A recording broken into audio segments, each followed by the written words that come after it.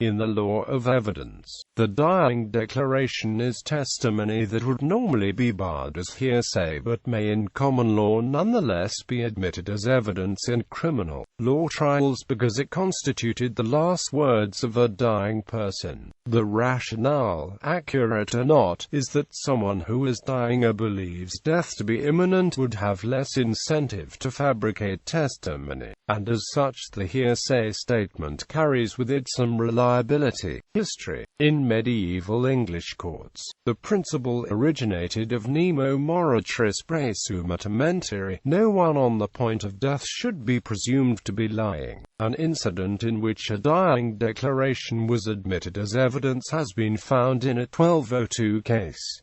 Tests for admissibility of a dying declaration. In common law, a dying declaration must have been a statement made by a deceased person who would otherwise have been a credible witness to their own death by murder or manslaughter, and was of settled hopeless expectation of death.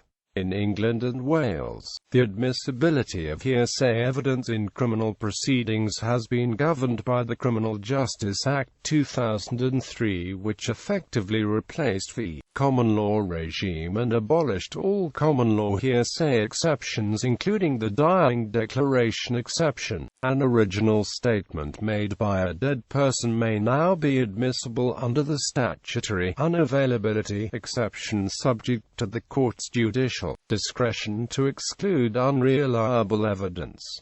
In the United States, under the federal rules of evidence, a dying declaration is admissible if the proponent of the statement can establish all of the following. The declarant's statement is being offered in a criminal prosecution for homicide, or in a civil action. Some states also permit the admission of dying declarations in other types of case. The declarant is unavailable. This can be established using FRE 804. The declarant's statement was made while under the genuine belief that his death was imminent.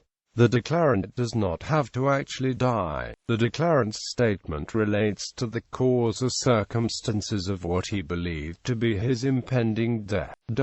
Other general rules of admissibility also apply, such as the requirement that the declaration is based on the declarant's actual knowledge. The statement must relate to the circumstances of the cause of the declarant's own impending death. For example, in the dying declaration of Clifton Chambers in 1988, he stated that 10 years earlier, he had helped his son bury a man whom the son had killed by accident. The statement was sufficient cause to justify a warrant for a search on the son's property, and the man's body was indeed found. However, there was no physical evidence of a crime, and since Chambers was not the victim, his dying declaration was not admissible as evidence, and the son was never brought to trial. The first use of the dying declaration exception in American law was in the 1770 murder trial of the British soldiers responsible for the Boston Massacre. One of the victims, Patrick Carr, told his doctor before he died that the soldiers had been provoked. The doctor's testimony helped defense attorney John Adams to secure acquittals for some of the defendants and reduced charges for the rest. If the defendant is convicted of homicide but the reliability of the dying declaration is in question, there is grounds for an appeal. The future of the dying declaration doctrine in light of Supreme Court opinions such as Crawford v.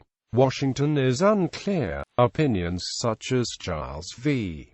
California discuss the matter, but Justice Ginsburg notes in her dissent to Michigan v. Bryant that the court has not addressed whether the dying declaration exception is valid after the Confrontation Clause cases. Criticism of dying declaration doctrine as early as the 1800s, critics questioned the credibility of dying declarations. In a state court case, the Wisconsin Supreme Court considered the issue of a dying declaration. The defense pointed out that his kind of evidence is not regarded with favor. Quote, The defense argued that several factors could undermine the reliability of dying declarations: physical or mental weakness consequent upon the approach of death, a desire of self-vindication, or a disposition to impute the responsibility for a wrong to another, as well as the fact that the declarations are made in the absence of the accused, and often in response to leading questions and direct suggestions, and with no opportunity for cross-examination. All these considerations conspire to render such declarations a dangerous kind of evidence. In India, dying declarations are allowed as evidence in Indian courts if the dying person is conscious of his/her or the danger he/she or they have given up hopes of recovery. The death of the dying person is the subject of the charge and of the dying declaration, and if the dying person was capable of a religious sense of accountability to his or her maker,